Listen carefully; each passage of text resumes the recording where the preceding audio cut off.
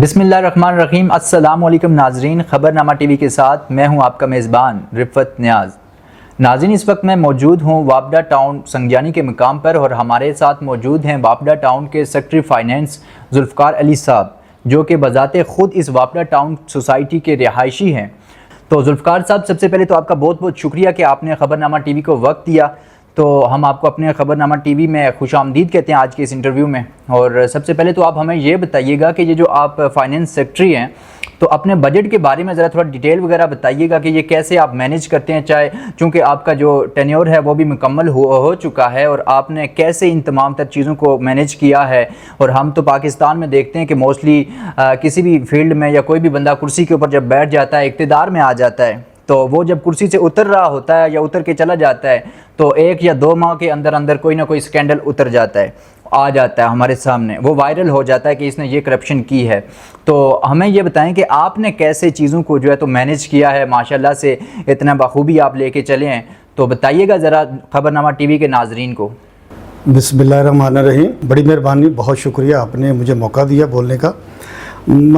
بات یہ ہے کہ جب میں نے یہاں اپنے سیکرٹری فنانس کا عہدہ سنبھالا اور بڑے محدود وسائل تھے، اور ساتھ اس وقت ہمارے پاس ڈی رجسٹریشن کا مسئلہ بھی شروع ہو گیا، جو کہ ڈپٹی کمشنر کی طرف سے تھا، ضلعی انتظامیہ کی طرف سے تھا۔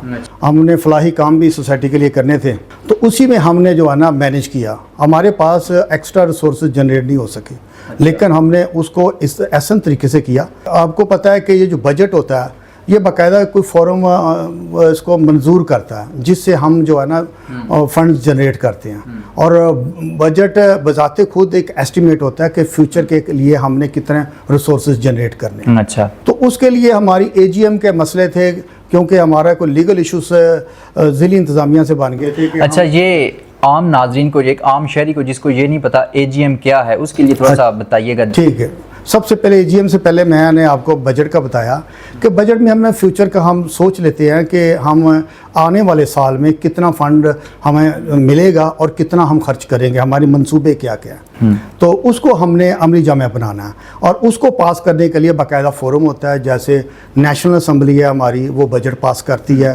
جیسے پروونشل اسمبلی ہے وہ بجٹ پاس کرتی ہے۔ اس طرح سوسائٹی کی جو مین فورم ہے وہ A G M, annual general meeting, اچھا، اس فورم سے یہ بجٹ منظور ہوتا ہے، خرچہ بھی منظور ہوتا ہے، ساری ایکسپینڈیچر کی ویلیڈیشن اس فورم سے ہوتی ہے، ہم نے اپنی رپورٹ پیش کرنی ہوتی ہے۔ اچھا، تو انفارچونیٹلی 3 سال کے دور میں اے جی ایم جو کہ ہر سال ہونی ضروری ہوتی ہے، وہ نہیں ہو سکی۔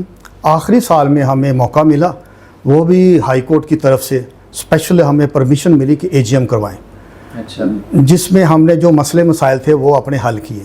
میں آپ کو یہ بتا دوں کہ یہ جو سیکرٹری فنانس کا جو عہدہ ہوتا ہے نا، یہ بڑا تھینک لیس جاب ہوتا ہے۔ اس میں آپ اچھے کام کریں گے تو کوئی آپ کو شاباش نہیں دیتا، اور برے کریں گے تو آپ کو سارے پکڑنے کے لیے تیار بیٹھے ہو۔ تو ہمارے لیے فنڈ جنریٹ کرنے کے لیے یہ تھا کہ ہم نے اے جی ایم بنوانی تھی، اے جی ایم سے ہم نے یہ اپنا بجٹ منظور کروانا تھا، جو میں نے آپ کو 2-3 دفعہ پہلے بتا چکا ہوں۔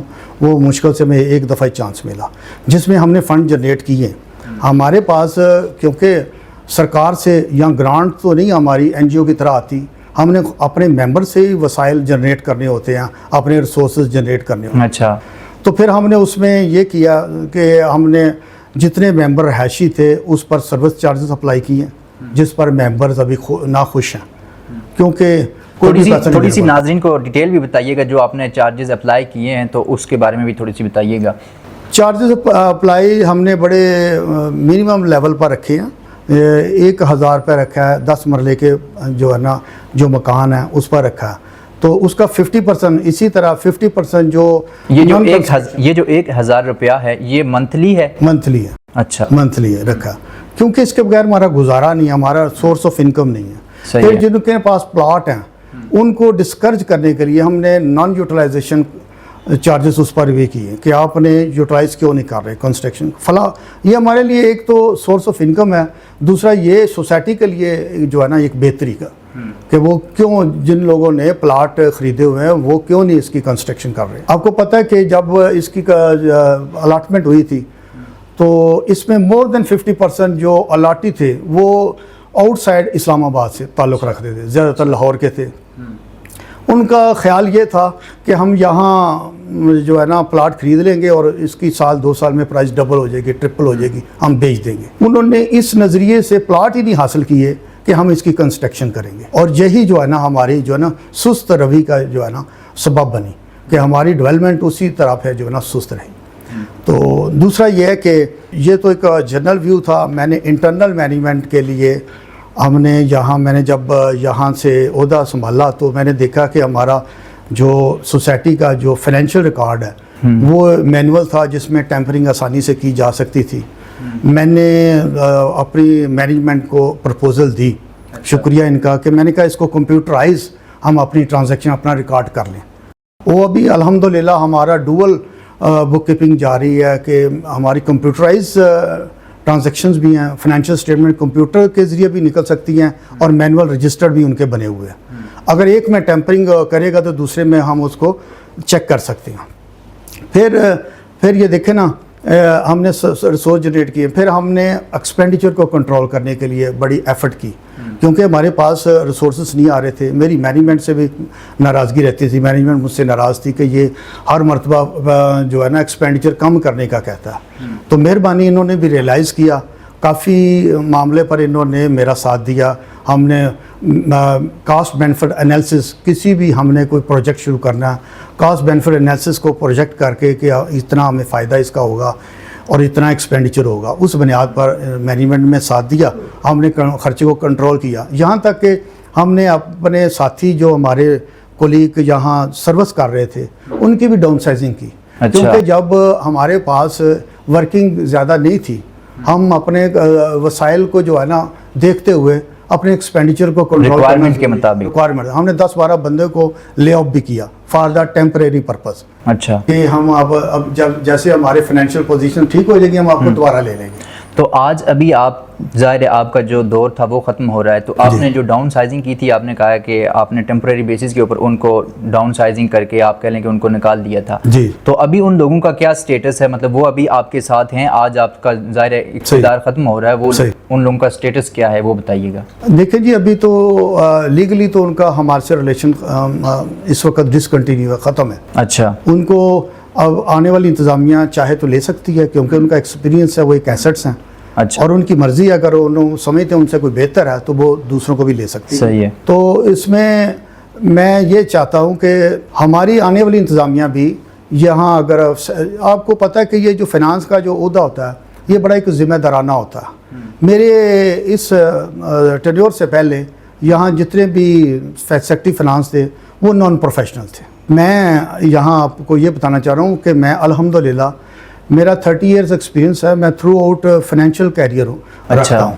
میں نے ایکیڈیمک فیز میں میرا MBA فائنانس پروگرام میں نے کوالیفائی کیا، میں چارٹرڈ مینجمنٹ اکاؤنٹنٹ ہوں۔ اچھا، اور میں نے اباؤٹ 30 ایئرس پبلک سیکٹر میں مختلف ڈپارٹمنٹس میں کام کیا۔ اچھا، اس لیے اس میں یہ جو 30 ایئر ایکسپیرینس ہے، اس میں میں منسٹری آف پلاننگ میں بھی 15 سال رہا ہوں۔ اچھا، 15 نہیں، اس میں 10 سال رہا ہوں۔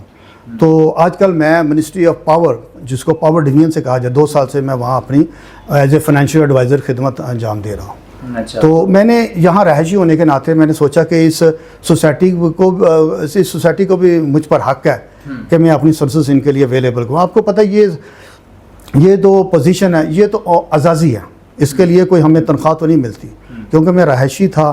میں چاہتا ہوں کہ یہ سوسائٹی جو ہے نا دوسری گرد و نواح کی سوسائٹی کی طرح یہ بھی ترقی کرے۔ اچھا، چونکہ ہمیں پتہ چلا ہے کہ ہماری معلومات کے مطابق کہ یہاں پہ سوئی گیس وغیرہ نہیں ہے، LPG آپ لوگوں کو پرووائڈ کرتے ہیں سوسائٹی میں، تو آپ نے اپنے جو دور تھا اس میں مطلب کتنا ایک ریونیو آپ نے اس کے اوپر لگایا ہے LPG کے اوپر؟ دیکھیں جی، ہم نے ون ٹائم بیس پر نا اس کو ہم نے جو ہمارے پاس سرپلس فنڈ تھا، جو ہمارے ڈیپریشیٹڈ ایسٹس تھے، اس کو بیچ کے جو ہے نا اس کو ہم نے ایک جس طرح کہہ رہے تھے سیڈ منی کے طور پر اس کو لگایا۔ وہ ہم نے ایک چھوٹی سی اماؤنٹ سے جو کہ چند لاکھ کی تھی، اس پر ہم نے شروع کیا، سلنڈر لیے، ہم نے رہائشیوں کے ویلفیئر کے لیے کام کیا۔ اس پر ہم کوئی انکم جنریٹ نہیں کر رہے، جتنے ہمارا خرچہ اس کو گیس کے لینے میں آتا ہے اتنی ہم رہائشیوں سے لے رہے ہیں. رہائشیوں کی ہم صرف ویلفیئر کر رہے ہیں, ہم نے اس کو سورس آف انکم نہیں بنایا, اور اس سے رہائشی فائدے میں ہیں اور خوش ہیں اس پر. تو جو 20% کوٹا عام شہریوں کے لیے ہے, تو وہ اگر پلاٹ لینا چاہیں تو ان کو کچھ کنسیشن وغیرہ ملے گی یا نہیں ملے گی؟ نہیں, وہ تو ایک اسٹیچوٹری ریکوائرمنٹ ہے نا 20% کوٹے کی, تو وہ ہم ان کا کوٹے میں اکوموڈیٹ تو کر رہے ہیں اور کرتے رہیں گے. تھوڑا سا ہمارے ناظرین کو گائیڈ کیجیے گا کہ اگر ایک عام شہری جو ہے تو وہ پلاٹ خریدنا چاہتا ہے, وہ اس میں انٹرسٹڈ ہے, تو اس کو پھر کیا کچھ پروسیس جو ہے نا وہ فائنینس کے حوالے سے کرنا پڑے گا؟ وہ اس کے لیے یہ ہے کہ ہم اس میں کوئی انسٹالمنٹ بیس تو کر نہیں رہے. میں اس وقت سمجھتا ہوں کہ وابڈا ٹاؤن جو ہے نا, جو راولپنڈی اسلام آباد میں ہے, یہ سب سے بیسٹ انویسٹمنٹ اپرچونٹی ہے. اچھا. کیونکہ آپ سائڈ میں دیکھ لیں, ہمارے ملٹی پروفیشنل سوسائٹی ہے جس کے پاس ہر جدید قسم کی سہولیات اویلیبل ہیں, مہیا ہیں ان کے پاس. ان کا پلاٹ 10 مرلے کی میں اگزامپل کمپیئر کرتی ہیں تو 10 مرلے وہاں جو ہے نا وہ 1.5 سے 2 کروڑ کے قریب ہے اس کی ویلیو, جبکہ یہاں 10 مرلے 40 سے 50 لاکھ ہے. اور دوسری طرف ہمارے طرف ہے D17 ڈی فار ڈاگ, تو وہ وہاں ہمارے 10 مرلے کا جو پلاٹ ہے وہاں بھی 1 کروڑ سے زیادہ. آپ کو پتہ ہوگا یہ جو سوشل یا اکنامک امپیکٹ ہے یہ ڈیفینیٹلی امپیکٹ کرتا ہے گرد و نواح کی سوسائٹی پر. دونوں طرف سے اگر قیمتیں زیادہ ہیں تو اس لیے میں انویسٹمنٹ اپرچونٹی کہنا چاہ رہا ہوں کہ اس کی قیمت بڑھے گی, اس کی قیمت ڈبل ہوگی. یہاں جو بھی بندہ پلاٹ لے گا وہ ڈبل سے زیادہ اس کی آنے والے سال 2 سال میں 3 سال میں اس کی ڈبل سے زیادہ ویلیو ہوگی. ایسا ہی, کیونکہ گرد و نواح میں اگر ریٹ زیادہ ہیں تو یہ ایک گولڈن اپرچونیٹیز ہے انویسٹر کے لیے کہ یہاں خرید و فروخت کریں. اور الحمدللہ کا پچھلے 2-3 سال میں بڑی بہتری آئی ہے, لوگوں کو اویئرنیس ہوئی ہے اور پلاٹ کی ویلیو بھی. اچھا ذوالفقار صاحب, آپ چونکہ اس سوسائٹی کے رہائشی ہیں تو آپ کوئی ایز اے سوسائٹی ممبر آپ کوئی میسج دینا چاہیں آخر میں جاتے جاتے؟ جی, میں آخر میں یہ کہوں گا کہ یہ سوسائٹی کی ویلفیئر کے لیے ہم سب کی پارٹیسپیشن بہت ضروری ہے. اگر ہم خود پارٹیسپیٹ نہیں کریں گے, خود سیکریفائس نہیں کرتے, ہم چاہیں کہ ہمارے جو سہولیات ہیں وہ سوسائٹی اپنی طرف سے دیتے رہے, وہ مشکل ہے. ہم اپنا کنٹریبیوشن کرنا جو ہے نا فرض سمجھیں. ہم کنٹریبیوشن کریں گے تو سوسائٹی کی بہتری ہوگی اور اسی میں ہم سب لوگوں کی فائدہ ہے. جی ناظرین, آپ نے سیکرٹری فائنینس ذوالفقار صاحب کی بات سنی, گفت و شنید آپ نے ان کی ساری سنی اور انہوں نے آپ کو ڈیٹیل سے فائنینس سے ریلیٹڈ تمام تر معلومات پرووائڈ کی ہیں. اسی کے ساتھ اپنے میزبان رفعت نیاز کو اجازت دیجیے. اللہ حافظ.